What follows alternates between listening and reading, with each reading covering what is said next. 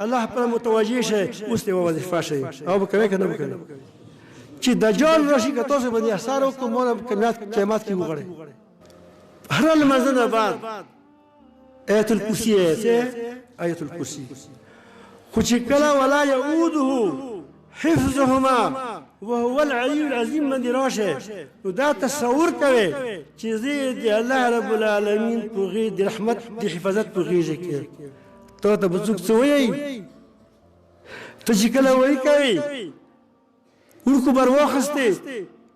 چا غیږ د باندې منډې والي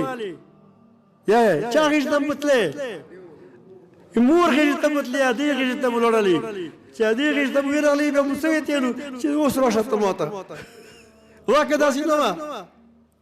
وړښتوب مو تېر کړه که نه مو تېر کړه درنګ ته چې ته دا وایې چې یا رب العالمینه د اسمانونو د ځمکو په حفاظت باندې ته نه ستړی کېږي نو زه خو ایمان د مو اولاد د مو عزت د مو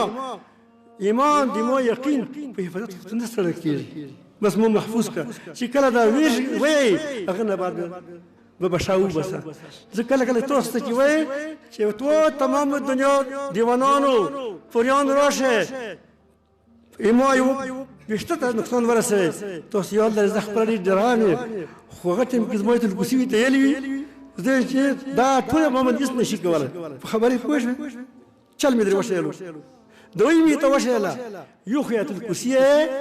الکرسي په هر مزن نه بعد ولا یعوده حفظهما وهو العلي العظیم باندې چې راشه وایي چې زه د الله تعالی په حفاظت کې شو اسانه ګرانه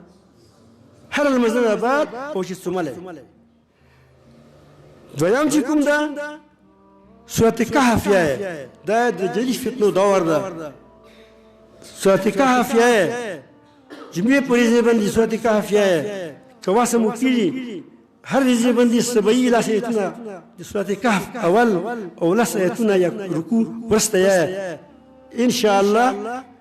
چې دجال راشي که نه تا ته نقصان نشي درکولی دا خو وړې وړې خبرې دي